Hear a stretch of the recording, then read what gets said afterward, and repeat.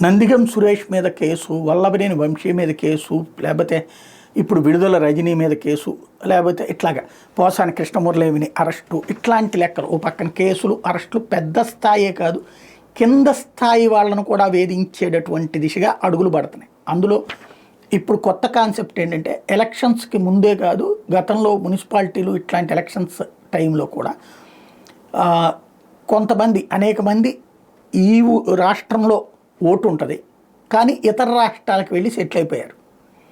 వాళ్ళు ఓటప్పుడు అక్కడ ఓటేసేసి మళ్ళీ ఇక్కడికి వస్తున్నటువంటి వాళ్ళు కనీసం 20% మంది ఉంటారు మన ఓటర్లలో.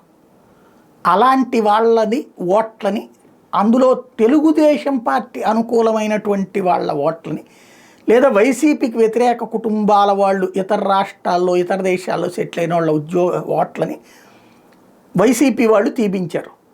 అంటే ఎవరో ఒకళ్ళు కంప్లైంట్ చేయాలి, వెరిఫికేషన్ ప్రభుత్వం తరపున అధికారులు చేస్తారు, ఆ తర్వాత తీసేస్తారు, ఎందుకంటే అధికార పక్షంలో వాళ్ళు ఉన్నారు కాబట్టి.